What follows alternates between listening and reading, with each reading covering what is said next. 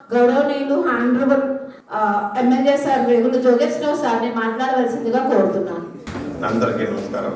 మన నాడుబాగ్ సర్పంచ్ గారు, గోవిందరాజు గారు, ప్రిన్సిపల్ గారు శ్రీనివాస్ గారు, మన లేబర్ ఆఫీసర్ గారు, జిల్లా లేబర్ ఆఫీసర్ గారు శ్రీమతి వసంత లక్ష్మి గారు, వైష్ణవి కాలేజీ ప్రిన్సిపల్ గారు వీర్రాజు గారు, ఇప్పటివరకు మనకి అన్ని విషయాలు చెబుతున్నటువంటి ప్రథం యశోద లక్ష్మి గారు ఈ కాలేజీ లెక్చరర్స్ అందరికీ ప్రెస్ వారికి నా యొక్క నమస్కారం తెలియజేసుకుంటూ, అభ్యర్థులందరికీ కూడా మంచి జరగాలని చెప్పి మనసారా కోరుకుంటూ, ముందుగా మరి హ్యాపీ న్యూ ఇయర్, అదేవిధంగా క్రిస్మస్ శుభాకాంక్షలు తెలియజేస్తా ఉన్నాం. మరి ఇక్కడ మనకి అందరూ అన్ని విషయాలు చెప్పారు. మరి నాలో ఎక్కువ మంచికైనా చెడ్డ ఎక్కువ ఆలోచిస్తూ ఉంటాను. అంటే ఏ సమస్య వస్తే అది చెడ్డ నన్ను ఏది మనం ఫేస్ చేయాల్సి ఉంటుంది అని చెప్పని ఎక్కువ ఆలోచిస్తూ ఉంటాను. అందుకే మన మేడం గారు, ల్యాబ్ ఆఫీసర్ గారు గవర్నమెంట్ దానికి లోన్లు ఇస్తా ఉంటే ఎక్కడ ఇస్తాం సార్ చెప్పండి అని చెప్తున్నాం. నిజంటే 2014-19లో కొన్ని వందల కోట్లు, ₹1,00,000 బ్యాంక్ లోను, ₹1,00,000 సబ్సిడీ కింద మరి సొంతంగా ఎంప్లాయ్మెంట్ చేసుకోవడం అని చెప్పి కొన్ని వేల మందికి మన మండపేట నియోజకవర్గంలో సుమారు 1000 మంది దాకా, సుమారు 1000 మంది మండపేట నియోజకవర్గంలోనే, అంటే కొన్ని లక్షల మంది రాష్ట్రంలో ఇస్తే మండపేట నియోజకవర్గంలో ఇచ్చిన ఆ వేలాది మందిలో ఏ ఒక్కరూ కూడా ఏ యూనిట్ పెట్టలేదు. అంటే ఇక్కడ అది ప్రభుత్వం ఏది ఇస్తుంది, ఇది ఏదో మనం తినేయడానికి అనే ఆలోచన తప్ప ఆ డబ్బుతో ఎలా మనం డెవలప్ చేసుకుందాం అనే ఆలోచన మరి ఆనాటి లబ్ధిదారులు ఎవరికీ కూడా కలగలేదు. దాని మీద ఇప్పుడు మనం ఇంతసేపు కూడా మన చిన్నప్పుడు మన అందరం కూడా మరి మనం బాతు, మన బంగారు గుడ్డు మనం చదువుకుంటూ ఉంటాం. అది ఏ రోజు ఆ రోజు పెట్టేదాన్ని మనం తీసుకోవాలి తప్ప మొత్తం అన్ని ఒకేసారి తీసుకుందాం అంటే ఎలా ఉంటుందో అదే పరిస్థితి ఈవేళ మనకి కొత్త ఆధునిక రోజుల్లో అందరిలో వచ్చింది. అది మా రాజకీయ నాయకులు అవ్వచ్చు, విద్యార్థులు అవ్వచ్చు, అందరూ మొత్తం అందరిలోనూ. కానీ భవిష్యత్తు మీద మనకి ఆశ మనకు ఉండాలి. ఎందుకంటే ఇప్పుడు మనకి రాష్ట్రపతి అయినటువంటి అబ్దుల్ కలాం గారు కానీ, సర్వేపల్లి రాధాకృష్ణ గారు కానీ, ఇటువంటి మహనీయులు పేద కుటుంబాల్లో పుట్టి అత్యున్నత స్థాయికి ఎదిగిన విషయం ఒకసారి మనం జ్ఞాపకం చేసుకోవాలి.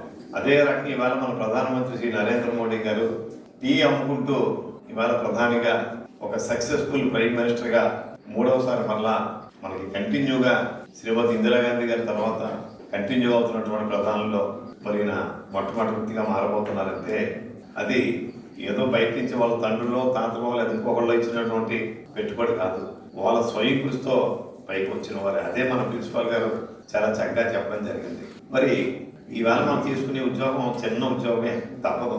అంటే మన ఇంట్లో తల్లిదండ్రులకు మనం భారం అవ్వకుండా ముందు మన సొంత కాళ్ళ మీద మనం ₹10 సంపాదించుకుంటూ దాన్ని రేపు మనకి ఇంకా మనం ఎదర భవిష్యత్తుకి వెళ్ళే ఇంటర్వ్యూలకు కానీ ఇంకా హయ్యర్ స్టడీస్కి కానీ దాన్ని పెట్టుబడిగా పెట్టుకుంటూ ముందుకు సాగాలి. ఇప్పుడు రాగానే ఈ పాంప్లెట్ చూశాను, మీరందరూ దీన్ని చూసే మీరు వచ్చారు. మేడం గారిని లేబర్ ఆఫీసర్ని అడిగాను, అమ్మ దీంట్లో 12,000, 13,000 ఉన్నాయి, లేబర్ యాక్ట్ ప్రకారంగా అది చెల్లుతీదా అని అడిగాను. చెల్లుతీదని 10,000 సరిపోతున్నారు. కానీ మా రైస్ మిల్ అయితే మినిమం వేజ్ మరి 14,000 ఎంత ఉందండి, లేకపోతే మాకు ఫైన్ వేస్తారు. మరి అంటే ఇక్కడ వ్యవస్థలో ఉన్నటువంటి ఇబ్బందులు కొన్ని మనకి ఉంటాయి. ఇందాక మన ఈ మేడం గారు లక్ష్మి గారు, మీరు అందరికీ మండపేటలో ఉద్యోగాలు రావన్నారు. కరెక్టే, అది ఇప్పుడు రావు.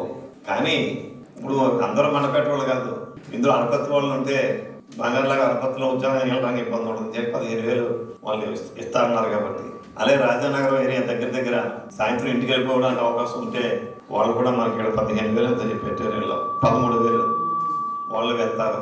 కానీ మండపేట వాడు లేకపోతే అనపత్తి వాడు రాజానగరం వెళ్ళాలంటే 13,000కి అమ్మాయిలకి మరీ కష్టం. మరి మోటార్ సైకిల్ మీద వెళ్ళాలి కాబట్టి మీరు మోటార్ సైకిల్ తొక్కట్లేదని కాదు, మరి అంటే ఖర్చు దాని కింద అయిపోతూ ఉంటుంది అని. కానీ ఖాళీగా ఉండే బదులు ఈ జాబ్ పెర్మనెంట్ అనుకోకుండా ఆ జాబ్ని ఇష్టపడి పనిచేస్తూ మరి మనం ఇవన్నీ కూడా ప్రైవేట్ మేనేజ్మెంట్, గవర్నమెంట్ అయితే వాళ్ళకి అంతా రూల్స్ మరి చాలా ఉంటుంది. అర్థంగా ప్రమోషన్ రావాలన్నా, జీతం పెరగాలన్నా. అదే ప్రైవేట్ కంపెనీ అయితే ఇవాళ 15,000 ఉంటే రేపు 50,000 అవ్వచ్చు, 2 ఏళ్ళు ₹1,00,000 అవ్వచ్చు.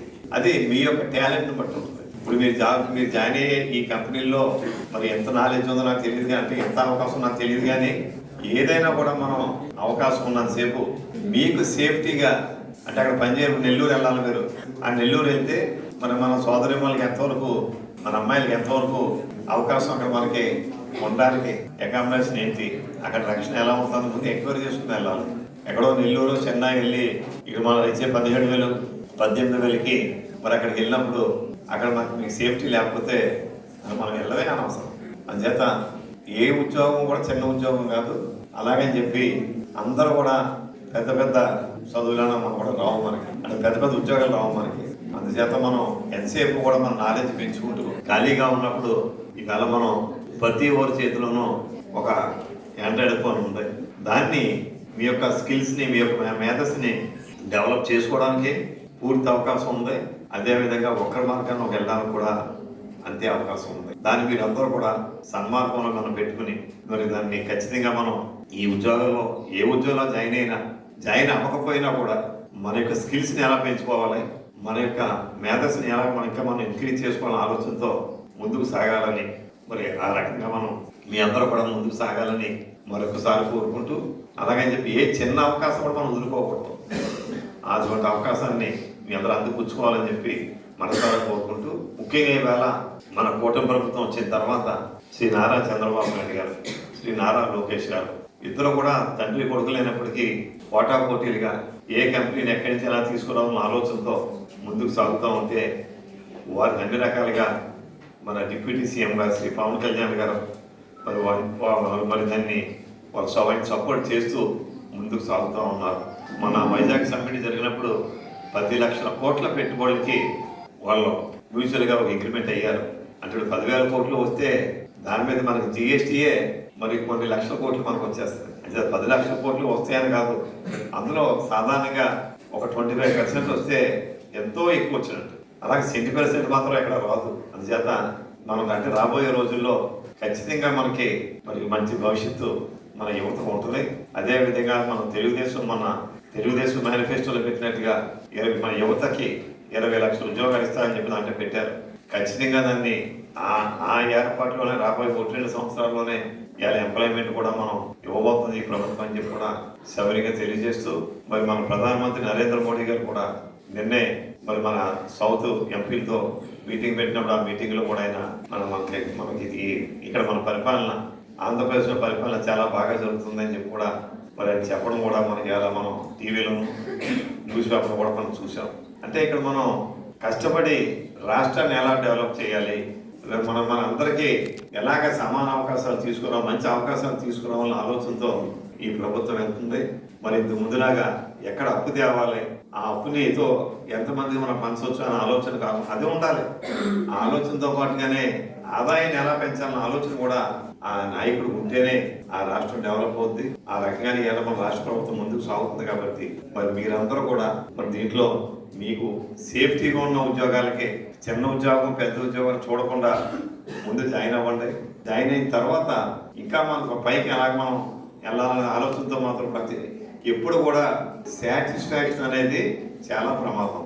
నేను బాగానే ఉంది ఇలా ఈ చిన్న ఉద్యోగం అంటే ఈ మంచి ఉద్యోగం వచ్చిందని ఫీలింగ్ ఎప్పుడు పెట్టుకోవద్దు. ఇంకా గోల్ ఏ రకంగా మన ఈ గోల్ని మనం అనుకున్న గోల్ ఎలా సాధించాలనే సంకల్పం మీ అందరిలోనూ అది ఆ గోల్ ఏటానో మీరు నిర్ణయించుకుని ఆ దిశగా మీ అందరూ ముందుకు సాగాలని, మరి భవిష్యత్తులో మీ అందరూ కూడా మంచి డెవలప్ అవ్వాలని చెప్పి మనసారా కోరుకుంటూ అందరికీ ధన్యవాదాలు. Thank you.